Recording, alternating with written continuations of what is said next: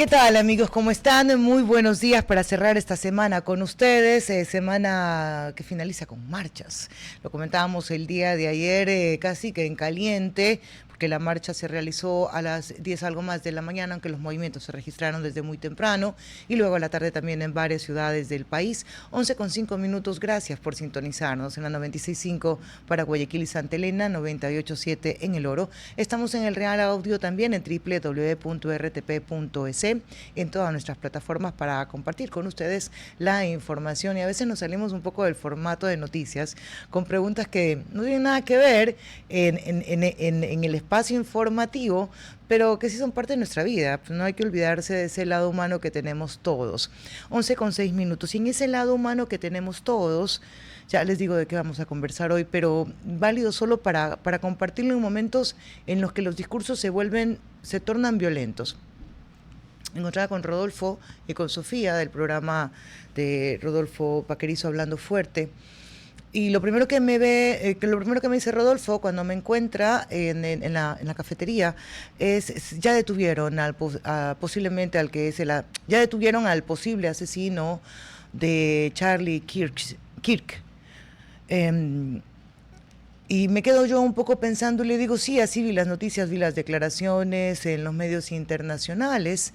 Doy un par de pasos más, me encuentro con Sofía y coincidimos en una conversación que deberíamos ampliarla un poco más. Porque dentro de la apreciación que teníamos cada una sobre lo que está pasando en cuanto a los discursos, ya sean de izquierda o de derecha, vienen cargados. Que hay una retórica agresiva de los extremos que dan frutos dependiendo de en qué tierra se estén sembrando. ¿Y por qué esta parte es fundamental?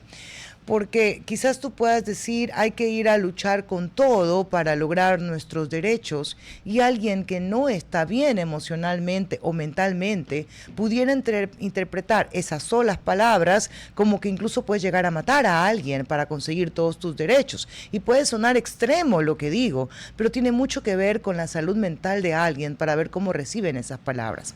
Al margen de eso, pues sí que se está yendo de las manos el discurso agresivo, de lado y lado, de los que tienen su libre derecho a considerarse de una extrema derecha y a los que ven en la izquierda extrema como la única forma de salvar el mundo. Pero eso nunca podrá ser la razón para que alguien tenga que perder su vida. Y me decían, es que tiene hijos, tiene madre, no importa, puede ser un simple humano íngrimo y nadie tiene por qué quitarte la vida cuando tú estás expresando lo que sientes. 11:08. Doménica, ¿cómo está? Muy buenos días. Mafer, buenos días. Disculpe que llegué un poquito tarde hoy. Tuve un problema antes de llegar, pero aquí estoy. ¿Solucionado? Sí. Ok, ya eso es lo importante. Con felicidad todo solucionado. 11:08, sí. Lo sucedido ayer antes de ayer fue, ¿no? Ya estoy con los tiempos. Yo ayer también estoy con... Sí, son noticias tan devastadoras, tan dramáticas, ver la sociedad en la que se está desarrollando el mundo, ¿no? Porque esto es por todos lados. Lo vimos en Ecuador, se vive en Colombia, se vive en Estados Unidos. ¿Qué está pasando con el mundo? ¿Qué está pasando con la gente que no puede respetar la opinión ajena y que tiene que llegar hasta la muerte, literalmente hasta la muerte, para hacer sentir que no está de acuerdo con una tendencia, con una política de vida? Realmente es devastadora. Nosotros que ya tenemos unos años más y que nos esperan las generaciones que vienen, nuestros hijos, el día de mañana nuestros nietos, en el mundo que está cada vez peor. Tratamos de ver siempre el lado positivo en este espacio, yo sobre todo, ustedes saben que le pongo todas las ganas, la buena vibra, el positivismo a cada cosa difícil que pueda haber, pero ya ante lo que estamos viviendo creo que las fuerzas se vienen abajo.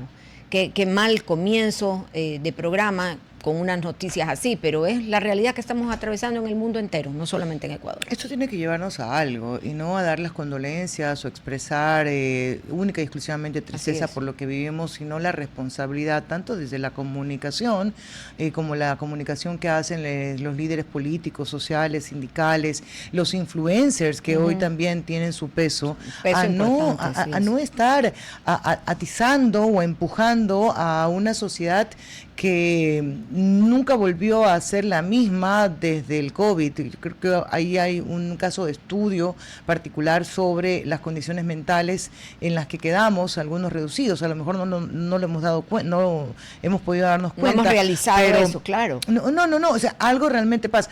Violencia siempre ha habido, asesinatos a líderes también siempre se han dado. Sí, pero la cuestión es que mientras más avanzamos en derechos y en legalidades, estamos a la par de la barbarie. Eso para mí realmente es lo contradictorio. No, y ¿sabe qué, Mafer? Sí. Un poco sumando a sus palabras, es la intolerancia de la sociedad en la que vivimos.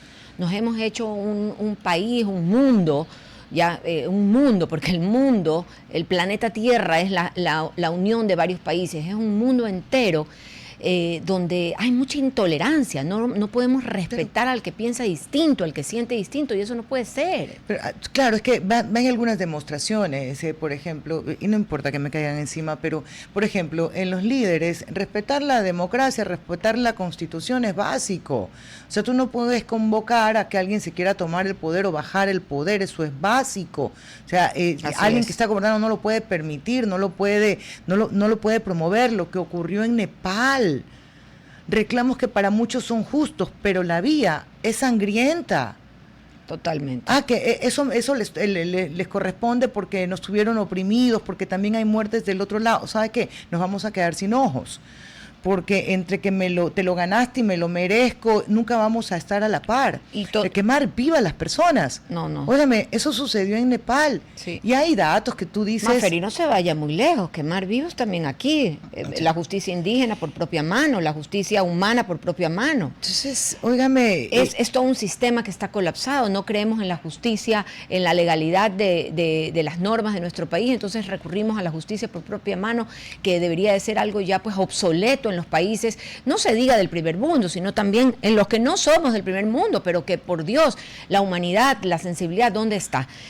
Bueno, tenemos que dejar este tema para pasar a otros también importantes. Usted tenía algo, veía. Sí, una comunicación, porque esto iba en escalada, esto es producto del proyecto Loma Larga en Cuenca, el proyecto minero. Que entrevistamos el día miércoles justamente a un especialista del tema. Sí, estaba programada una marcha para el 16, de hecho el día de hoy temprano el alcalde Cristian Zamora hizo un pedido al Ministerio de Educación para que se le suspendan las clases y permitan que los estudiantes asistan a esta marcha. Eso, le digo, era la noticia muy temprano. Pero también el presidente dio hoy una entrevista. En esa entrevista, cerca de 24 minutos, aborda el tema y más o menos es el resumen de lo que dice este comunicado. Debido a la preocupación ciudadana que existe sobre los posibles riesgos de afectación al agua respecto al proyecto minero a cargo de la empresa Dunde, el Gobierno Nacional espera que, con la celeridad que amerita, el municipio de Cuenca y la prefectura de la Azuay se pronuncien. Estas entidades deberán emitir informes técnicos y adjuntar al expediente sus resoluciones administrativas motivadas sobre estos riesgos. Al hacerlo, el municipio y la prefectura deberán asumir la plena responsabilidad de sus decisiones, respaldándolas con informes técnicos y jurídicos correspondientes. El Gobierno Nacional actuará en consecuencia, siempre dando el marco normativo. Lo que el presidente más o menos dijo en esta rueda de prensa es, ok, presenten los informes, pero, si viene una demanda, asúmalo municipio y prefectura, y puso como antecedente el caso de Chevron. También dijo que algo que debe conocer la ciudadanía es que hubo una orden de la Corte Constitucional y que por eso debía cumplirse el programa y que asuman la consecuencia tanto municipio como prefectura. Aún no veo ninguna respuesta por parte de estas dos autoridades. Lo que sí leo es que eso no le compete a los gobiernos autónomos, sino al gobierno central. Así es. Con eso, y cuando son las 11:14, tenemos listo a nuestro entrevistado en línea, Paul Córdoba, él es jurista, pueden seguirlo en sus redes sociales también como H. Paul Córdoba V. El tema que vamos a tratar es justamente las reformas al COIP en materia de seguridad en el año 2025. ¿Cómo está, Paul? Buenos días. Aquí desde Guayaquil los saludamos María Fernanda Perrona y quien le habla, Doménica Tabaqui. Según su criterio, ¿cuáles serían los aspectos positivos que tengan las reformas al COIP en materia de seguridad para este año y el próximo? A partir de este año, mejor dicho. Buenos días, María Fernanda y Doménica. Un gusto saludar y compartir con ustedes en este espacio. Gracias por la oportunidad. Bueno, todavía estamos también como país, como comunidad jurídica, en la expectativa de ver cuál va a ser la decisión final que va a adoptar la Corte Constitucional sobre las demandas de inconstitucionalidad que se han presentado contra varias leyes que han sido aprobadas en este año 2025. Una de esas fue precisamente la Ley de Integridad Pública, donde se incluyó cerca de 13 reformas al Código Orgánico Integral Penal, y hay algunas cuestiones que pueden ser relevantes, que pueden ser un intento por contribuir a la seguridad, al orden en la sociedad ecuatoriana, pero también hay que tener en cuenta que muchos procedimientos y muchas reformas que se están haciendo requieren también una actuación más decisiva, más proactiva de los órganos llamados a adoptar las políticas de seguridad. En cuanto a la consulta que usted hacía, ¿cuáles podrían ser los elementos importantes? Uno de ellos es justamente el tema del prevaricato de jueces, fiscales y árbitros en general. Dentro de las 13 reformas que yo estaba comentando, por ejemplo, se establece que los funcionarios judiciales que resuelvan, dictaminen, fallen o procedan en contra de ley expresa o conozcan causas en las que patrocinaron previamente como abogados a una de las partes, van a ser sancionados con penas, por ejemplo, de 7 años de cárcel. Aquellos que beneficien a integrantes de grupos de delincuencia organizada también van a ser sancionados, y en ambos casos también estas personas podrán quedar impedidos de ejercer como abogados o funcionarios públicos por el doble de la pena impuesta. Esta reforma podría ser importante para justamente contener, reforzar el aporte que pueden hacer servidores judiciales en la lucha contra el crimen organizado, para que no existan después servidores judiciales que en sus actuaciones puedan, doctor, directa o indirectamente, beneficiar a integrantes de estos grupos. y ya no también hay... una reforma importante. Sí, continúe, por favor. No, sí, le escucho, adelante. Sí, solo quería, a ver si vamos una por una para presentarle alguna interrogante al respecto. Eso ya no está claro, no está claro que el prevaricato de alguna forma lleva a sanción al juez. Bueno, actualmente los jueces tienen controles disciplinarios para precisamente, en el caso de que reciban quejas, de que reciban algún tipo de denuncia por parte de un usuario de la Administración de Justicia, ellos pueden ser sancionados en el ámbito disciplinario. Sí. Y existen ahí también disposiciones desde sanciones económicas hasta la misma destitución del servidor. Lo que se ha hecho es incluir un tipo penal donde el prevaricato ya no solamente va a ser sancionado en el ámbito del control disciplinario del Consejo de la Judicatura o de las direcciones provinciales de control disciplinario, sino directamente ya dentro de lo que significaría un procedimiento penal. Ok. Y eso no es ponerle... ¿Quién nos asegura realmente que eso termine en un punto correctivo para los servidores públicos? Porque ya habiendo alguna forma de tener sanción, aunque sea esta solamente administrativa, los resultados son muy pobres del trabajo del Consejo de la Judicatura. Sí, por supuesto, pero ahí también tenemos que tomar en cuenta que en la lógica de las reformas penales no es el único instrumento válido para avanzar en la lucha contra la delincuencia. Hay también que hacer reformas institucionales, reformas también que fortalezcan la independencia judicial.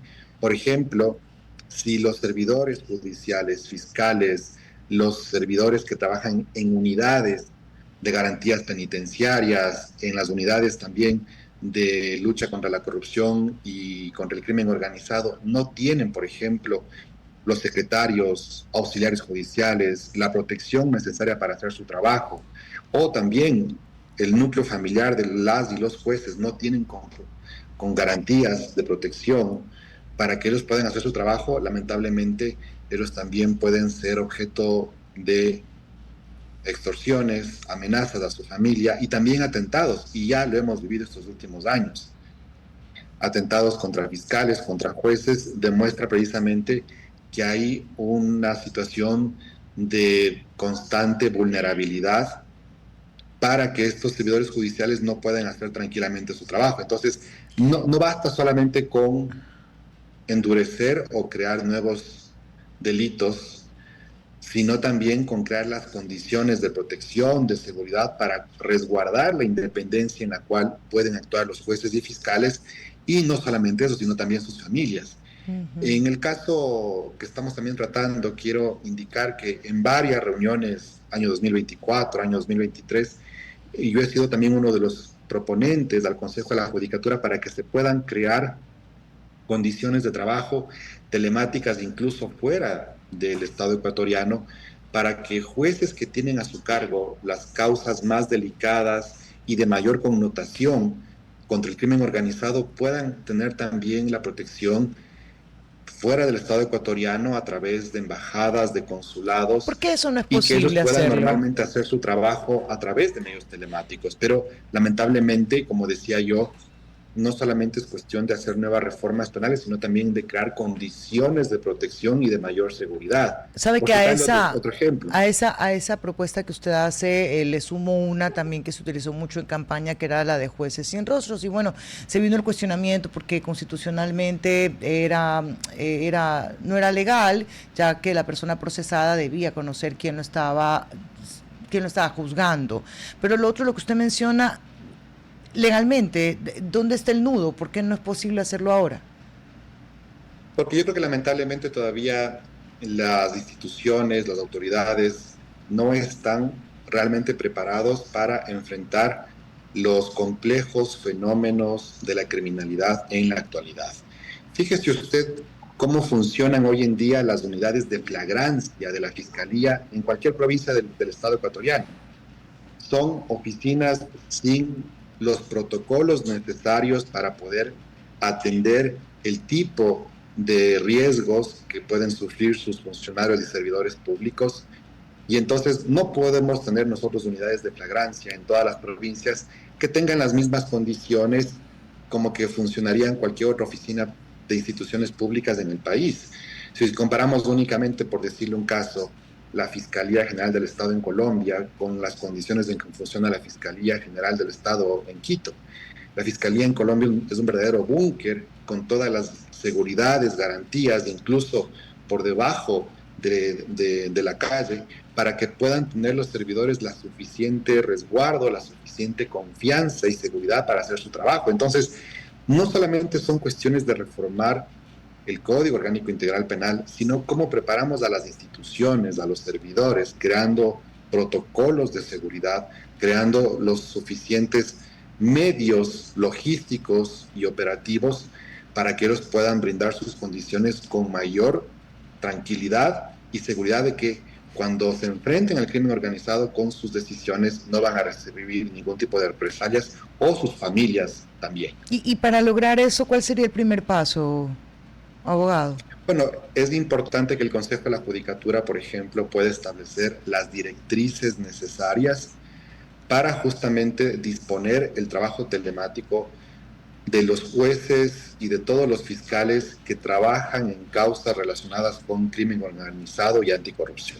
Primero. Segundo, también que el Consejo de la Judicatura utilice a través de la cooperación internacional el apoyo de países para que a través del trabajo en embajadas puedan también estos jueces trasladarse para hacer su trabajo en vía telemática sin abandonar sus causas, cumpliendo también el despacho de las causas, pero ya fuera de territorio ecuatoriano para que ellos puedan tener condiciones de seguridad y de esa manera decidir con toda la contundencia sobre las causas de criminalidad. Entonces, esos serían los medios más adecuados entre la coordinación que pueda hacer el Consejo de la Judicatura, Cancillería y también embajadas de países amigos para que puedan dar esas condiciones de seguridad. Y además de eso, como decía también, un tema importante, necesitamos también cuidar las familias de jueces y fiscales que se dedican a este tipo de causas, porque lo más seguro también es que sus familias están expuestas. Fíjese usted que si es que no se trabaja en estas condiciones mínimas indispensables, lamentablemente ellos no podrán tener la suficiente independencia y autonomía para decidir en estas causas y enfrentarse al crimen organizado. Doctor, agradecerle por haber estado con nosotros esta mañana. Buen día. Muchas gracias, a sus órdenes, y con mucho gusto en una nueva oportunidad. Seguro que sí. El doctor Paul Córdoba nos acompañó conversando sobre los cambios a partir de las nuevas leyes en el Código Orgánico Integral Penal, pero básicamente profundizamos en cómo hacer lo que yo podría resumir en tener un sistema de justicia que les resulte seguros para quienes operan y accesible también para quien lo necesita. Y evidentemente porque sea honesto. Mafer, también la marcha de ayer ha generado muchas noticias, mucha información. El presidente Daniel Noboa ha dicho en reiteradas ocasiones que hay que dejar que la gente decida y que la Corte Constitucional opere de acuerdo a lo que la gente decida. Pero es que la Corte Constitucional no tiene que operar de acuerdo a lo que la gente decida, sino a lo que dice la Constitución. Sí. O sea, ahí no hay, yo mañana, a mí me parece, a mí ya, déjame, me pongo ahí voy a salir del papel. Si a mí me parece que mañana, pues todos los violadores deberían tener pena de muerte. Y quizás a muchos de la Corte también le parezca, pero está prohibido por la Constitución. Claro, ahí no hay nada más sí, que aceptar la Constitución. Yo puedo sintonizar contigo, pero yo estoy atado a lo que la Constitución dice. Por eso insisto en que si la traba es la Constitución, que se camine hacia lo que se propuso luego de haber ganado, que era la constituyente. La constituyente, una asamblea constituyente para hacer una nueva constitución. También el objetivo de la marcha de ayer, decía el presidente Daniel Noboa, es expresar de manera firme, pero pacífica, el compromiso del Ecuador con la defensa de paz y justicia. Eso lo señaló en algunas de las declaraciones que ha tenido post-marcha. Y bueno, Guayaquil sí vivió una jornada de tránsito ayer que ocasionó algunos cortos. Mañana y tarde. Sí. O sea, sí. Pobre Guayaquil. Sí, no quedaba en materia otra. de tránsito. Por suerte se dijo con tiempo y se pudieron tomar las precauciones del caso. Claro, porque disminuyes el flujo, pero igual le interrumpes la vía. Cambias tus horarios. En desacuerdo total con lo que hicieron ayer en la 9 de octubre. Yo entiendo, insisto y lo voy a repetir hasta el cansancio, defiendo las marchas. Las calles deben hablar, expresar lo que sienten. Lo hicieron en la mañana, lo hicieron en la tarde, pero no quemen llantas, pues. No dañen Guayaquil. Recordemos el ejemplo que tenemos que dar hacia los menores, sino ya para nuestras generaciones, sí para las que están abajo. No se puede. Ya el tema de las quemadas de llantas, eso ya fue. Eso yo me acuerdo de la época que yo iba al colegio. Claro, eso es lo común. La Universidad Estatal era pues ahí haciendo malabares, un culebreo en el carro para poder esquivar las llantas quemadas, porque los estudiantes o los maestros protestaban por temas siempre económicos con el tema de la Universidad Estatal. 11:27, Mafer, 11:28. Ya nos vamos a ir a la pausa comercial. RTP 96.5, a la conquista del mundo digital. Presenta sus nuevas instalaciones y tecnología de vanguardia.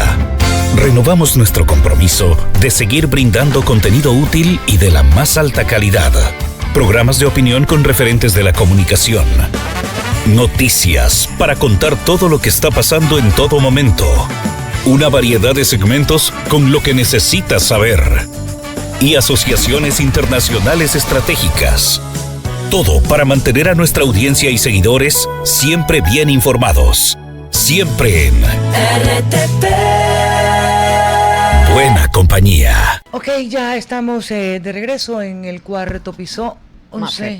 11:33, último día de la semana, viernes 12. Tenemos un interesantísimo tema también que vamos a tratar en nuestro siguiente bloque de entrevistas. Es un mes conmemorativo al suicidio y vamos a conocer sobre el suicidio en pacientes oncológicos. A mí la verdad, Mafer, es que cuando recibí el tema de la entrevista me pareció fuerte y distinto. No me hubiese imaginado que en pacientes oncológicos haya una incidencia tan alta en suicidios. ¿Por qué Fue no? una sorpresa, porque siempre he visto el cáncer como una forma de pelearle a la vida. Lo he vivido con mi madre, con mi hermano, y más bien ha sido siempre con muchos amigos también cercanos, lastimosamente, esta enfermedad que destruye, pero que también cuando la afrontas con una visión positiva, si cabe el término, te hace renacer. Entonces no lo había visto desde esa otra óptica y me alegra también poder conocer de eso para poder también ayudar en algún momento de ser el caso. Eso en pocos minutos nada más. Si quiere, ya dígale por favor a nuestro entrevistado que vaya ingresando. Antes de eso, y hablando también de salud, en la entrevista que daba hoy el presidente de la República se refirieron a estos temas. ¿Qué es lo que dijo? En resumen, el problema es de salud, es básicamente una crisis de corrupción. Entre 30 y 40% de personal de los hospitales se han tenido que despedir porque desde el camillero ha estado involucrado en los actos de corrupción, que se corrige con tecnología a la que se ha referido en varias oportunidades, incluso en el debate, para disminuir la corrupción y ser mucho más eficientes.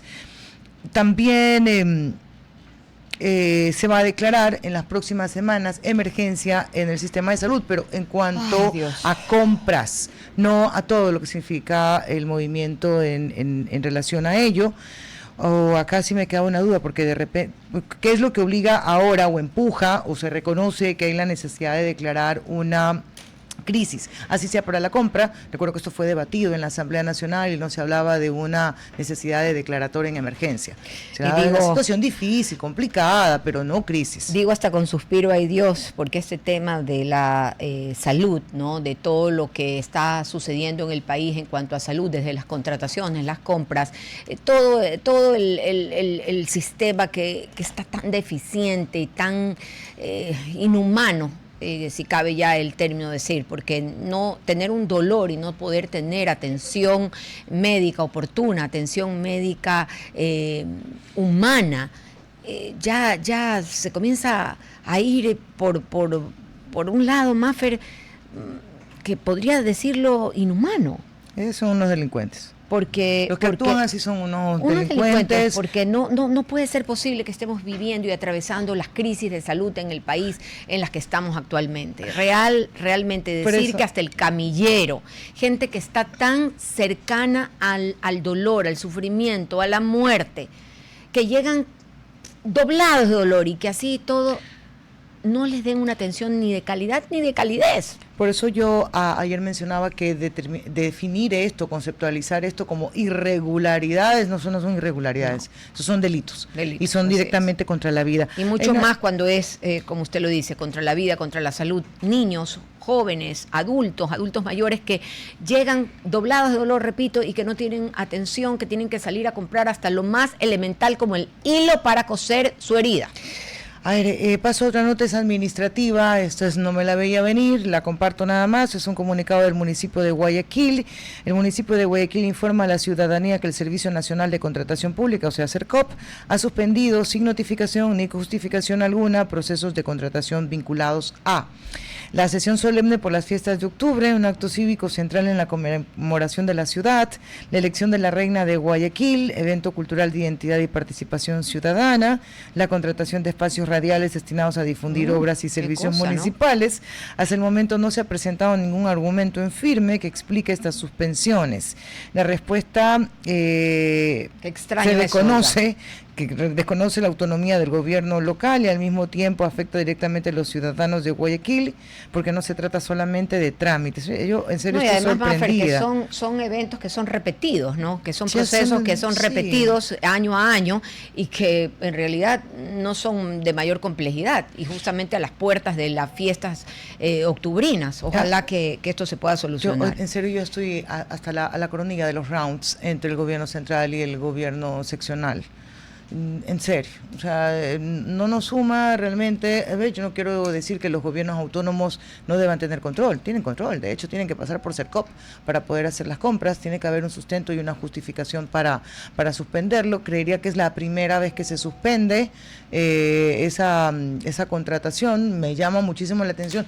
Mari, hágame un favor, de repente si podemos contactar con alguien del municipio de Guayaquil aquí en la parte administrativa, ojalá el alcalde, para que dé cuenta, y también alguien de SERCOP para que argumente, porque se trata de tener todos los elementos sobre la mesa para poder que cada uno saque sus conclusiones. Y antes de irnos a la otra entrevista que es mucho más importante de lo que estamos hablando ahora, porque realmente la vida es lo más importante, eso no hay que dudarlo.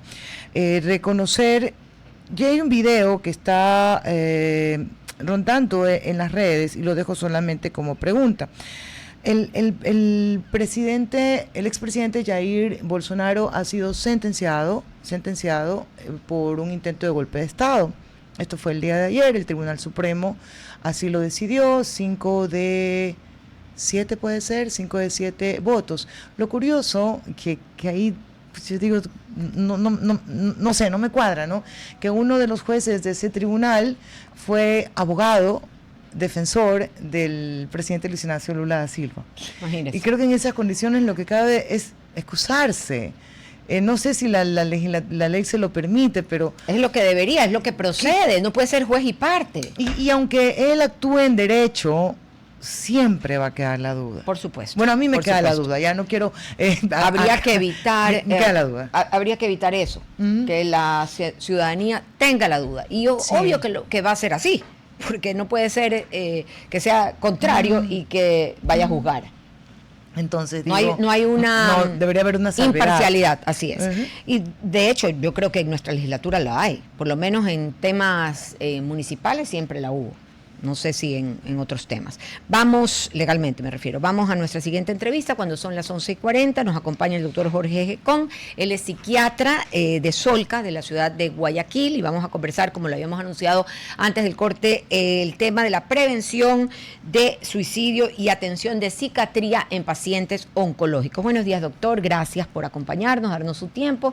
Los micrófonos son suyos. Buenos días, muchas gracias por la invitación. Gracias a RT. Denos un segundito, por favor, que creo que no estamos saliendo. ¿Estamos bien ahí? ¿Estamos bien? Ya, ok, Yes. dale. ¿Cuáles son los factores, doctor? Los factores, diríamos, de riesgo más comunes para los pacientes oncológicos que puedan detonar en un suicidio. Claro, no, cuando hablamos de suicidio no solamente son condiciones que se pueden dar en pacientes en determinadas patologías, entre ellas la oncológica, sino es en todos. Todos Ok. potencialmente somos suicidas. Y la población cada vez más tiene factores de riesgo, mucho más quienes padecen enfermedades terminales, pero no necesariamente son los únicos. Déjeme ponerle pausa porque acaba de sacudirme el mundo. Yo, hasta el día de hoy, con 45 años, si a mí me preguntan, ¿tú has tenido algún momento, has tenido un pensamiento suicida? No, para nada. Pero usted dice que todos somos potenciales. ¿Se nos puede disparar algo que nos Por lleve a eso? supuesto, claro que sí. Y no es exclusivamente de determinadas patologías. En cualquier momento de nuestra vida, bajo cualquier circunstancia, podemos poseer una enfermedad grave o adquirir una enfermedad complicada o la muerte de un familiar, condiciones económicas, sociales, familiares complejas que hacen que aparezca toda una situación de desborde en esa persona. Antes de poder hablar de suicidio o de ideas suicidas, tenemos que pensar que esa persona se va a deprimir, esa persona se va a decaer, esa persona va a tener elementos sintomáticos que van a hacer claro que si no recibe ayuda va a llegar a estas circunstancias. Doctor, esos serían ciertos signos de alerta que Sí. puede tener el entorno de un paciente o de un posible suicida. Así es. ¿Verdad? Ya. ¿Cuáles serían las estrategias de prevención ante esas alertas que recibimos? Tenemos que tener claridad, tenemos que tener objetividad en lo que veamos, no interpretación porque yo creo, porque a mí me parece, porque a lo mejor esto tiene una connotación diferente, no. Tiene que haber signos y sobre todo elementos exactos que se llaman criterios para poder hablar de depresión, de suicidalidad. Por ejemplo, en depresión tenemos que tener 9 criterios.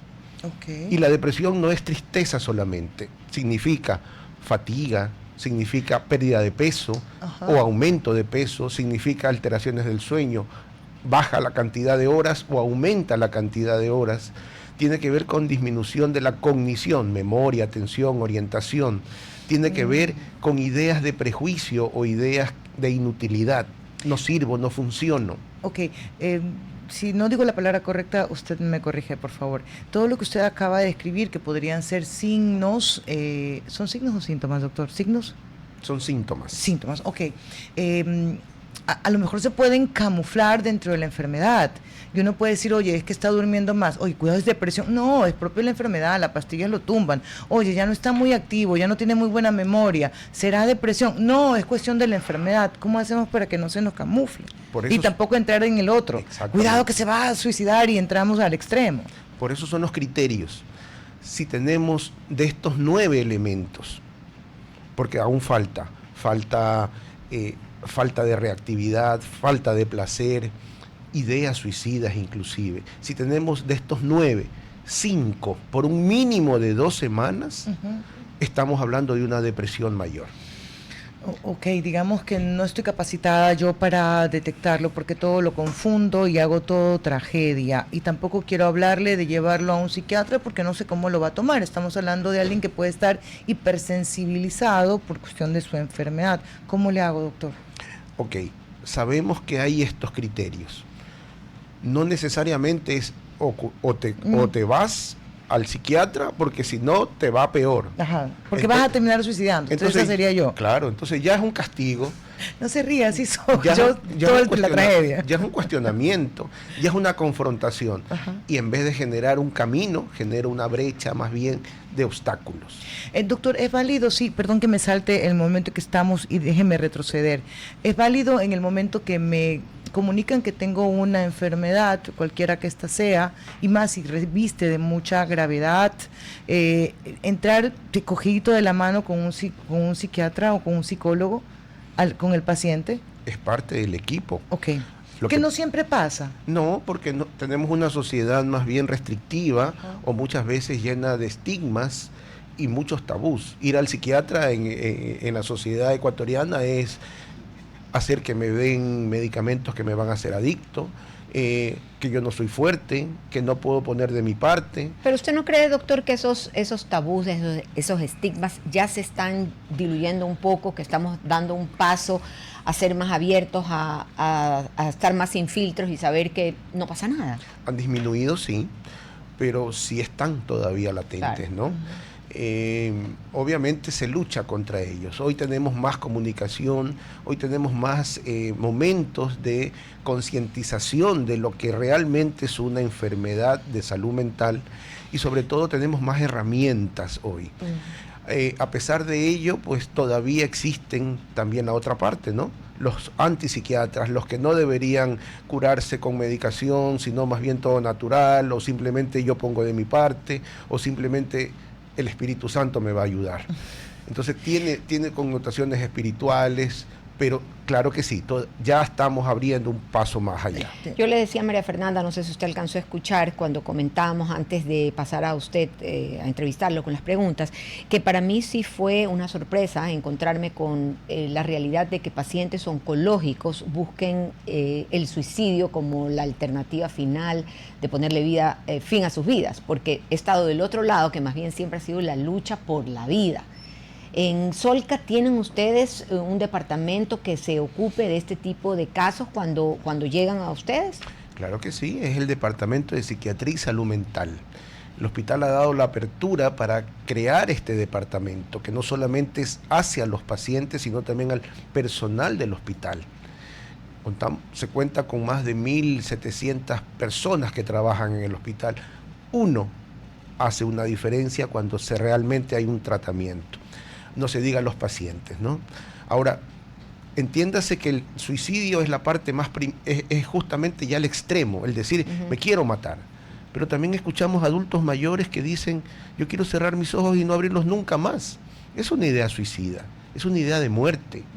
O el adolescente que va a 170 kilómetros por hora en la Orellana a las 2 de la mañana con conducta riesgosa. Cabe decirle, te quieres matar. Es una conducta suicida también. Doctor, no sé si se ha medido, porque lo tenemos muy poco tiempo, de hecho, o si ustedes lo han podido anticipar, el impacto sobre la posibilidad de la muerte asistida, la enfermedad en estados terminales y el deseo o la latencia suicida.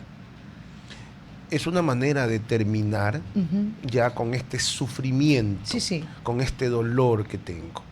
No quiere decir que es un suicidio, porque es una manera técnica, obviamente no avalada desde lo espiritual, desde lo terrenal y mucho más en contra de lo que el médico profesa, que es salvar la vida y no cortar una vida. Ya, regreso a las 2 semanas de síntomas. Usted decía, esto no necesariamente tiene que ver con la patología, ¿tiene que ver con la edad o con el sexo? ¿Influye de alguna manera? Estaba pensando en una criatura, veo muchos casos de cáncer, ¿cómo lo manejas ahí, por ejemplo? El problema de los niños, por ejemplo, es muy complejo. Ellos no van a presentar criterios de adulto que se da entre los 15, por ejemplo, y los 70 años, que son los mismos síntomas. O sea, los síntomas que usted nos describió son de 15 a 70. Antes de eso no son estos síntomas. Antes de eso hay irritabilidad, hay impulsividad, hay agresividad en los niños, hay retraimiento, no hay estos síntomas clásicos del adulto joven. Y en el adulto mayor, en el otro polo, en cambio, son quejas somáticas. Me duele, me molesta, no puedo caminar, no puedo. Entonces, mire cómo van cambiando biológicamente los mismos problemas, pero desde una condición propiamente ya cronológica. Doctor, una pregunta. ¿Cómo podemos hacer el entorno? Familiares, amigos, la gente cercana a una persona que estamos detectando que puede ser un posible suicida. Escúchenlo. Es lo primero que tenemos que hacer. No emitamos ningún tipo de comentario. Vamos, tú puedes, pero pon de tu parte, tú eres fuerte, tú puedes hacer esto. Porque muchas veces se torna, en vez de un camino, como les digo, una brecha de obstáculos. Comparativamente, ay, pero mira cómo tal persona salió y tú no puedes salir de esto. Peor todavía. O cuando simplemente todas las herramientas que tú tienes no sirven. Ocupa las que yo tengo. Jamás intervenir si no tengo claridad con lo que voy a exponer. Buscar ayuda profesional sí o sí. Por favor. Y las comparaciones no van, ¿no? En nada las comparaciones. La verdad es un tema tan importante como este, pero también, Mafer, piense, siempre que uno compara termina en negativo, porque siempre va a haber alguien que pueda más o que pueda menos, entonces mejor es no compararse. ¿Hay alguna etapa de la enfermedad en la que se presente mayor riesgo, mayor deseo de quitarse la vida? Siempre las estadísticas nos han dicho que entre los 19 y los 39, pero lamentablemente... ¿En la etapa de la enfermedad? La etapa del suicidio. 19 y 39.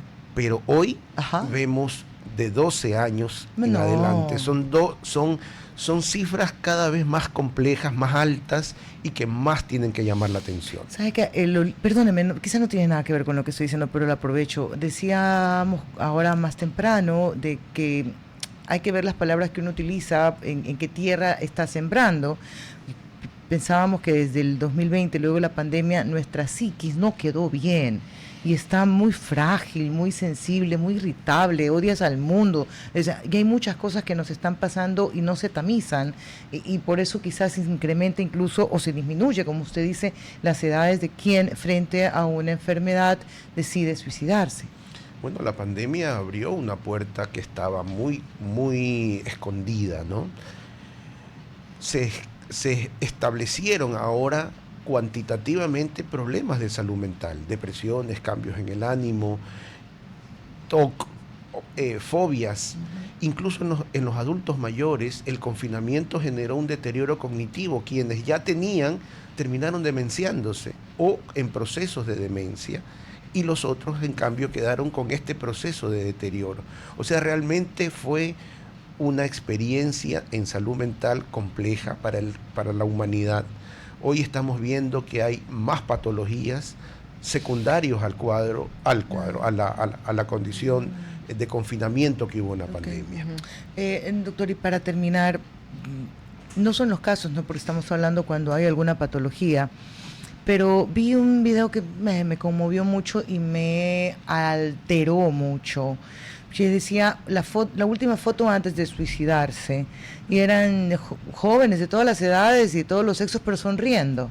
Esa fue la última foto que se tomaron. Entonces decía, el depresivo o el suicida no es que necesariamente está bajoneado y triste, sino que se camufla muy bien. Entonces, sumándole eso a la enfermedad, además ellos tienen la capacidad cuando están enfermos de disminuir esos síntomas para que no los pongan en evidencia y yo no los pueda detectar.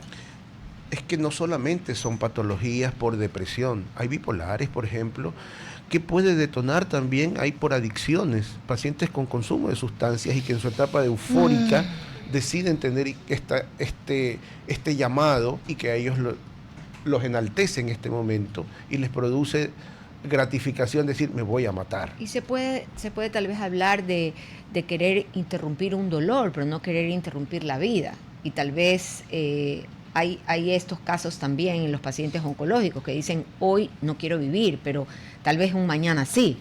Claro, es más, y lo que escuchamos generalmente en las patologías, porque no todos los cánceres tienen predisposición al trastorno del ánimo, a deprimirse, ¿no? Hay unos que tienen más, otros no tanto, pero todos en ellos escuchamos y comprendemos que es el temor a seguir con el dolor. Con el dolor. Y sobre todo a seguir con esta vivencia que los desborda y que les produce tanta sensación de no poder ir más allá. Y el lamento que la entrevista, sobre todo de mi parte, le haya girado en torno al cuidador de quien está enfermo y no hablar del que está enfermo y presenta estos síntomas. Y solo por eso la última pregunta. Si yo estuviera enferma y tengo todos estos síntomas, ¿cuál es la primera idea que cruza por mi cabeza que me debe alertar y decir, cuidado Fernanda, estás pensando en suicidarte? Que tenga cambios de estos elementos que hablamos inicialmente sobre la depresión mayor, que estos cambios se vayan presentando, que ya haya ideas, ¿no? De qué tal será morir, qué dolerá morir. Cuando me comienza a hacer de repente, ya son cositas que me deben alertar. Comienzo a tener conductas de riesgo o simplemente comienzo ya a dejar de comer, a tomarme las pastillas quizás. ¿Para qué? Si ya me voy a morir igual. Doctor, no sé cómo valoro la presencia de ustedes aquí y el trabajo que hacen allá. Exactamente, ese trabajo silencioso, minucioso, de tanta calidad y calidez humana que hace Solca, esta dirección, este departamento de oncología psiquiátrica asistida, que realmente es formidable lo que pueden servir y ayudar a pacientes que, aparte de tener su problema oncológico, también tienen un problema de salud mental. Muchísimas gracias, doctor Jorge Gencón, nos ha acompañado en esta mañana hablando de este tema tan interesante, abriendo puertas también, cerrando tabúes, que yo creo que por ahí también vamos a ir aportando a cerrar estos tabúes, abrir la posibilidad de poder hablar y escuchar. Nos vamos a despedir, no sin antes recordarles, 11:56 de la mañana, Banco Guayaquil, el mejor banco del Ecuador, ese banco, miren, tengo hasta la plumita de Banco Guayaquil. Banco Guayaquil, ese banco que siempre está pensando de qué manera solucionar, aliviar la vida de sus clientes. Así que no se olvide que si no se ha cambiado de banco, hágalo como lo hice yo, que me cambié de banco y me cambió la vida. Nos vamos a despedir, gracias. Buen fin de semana.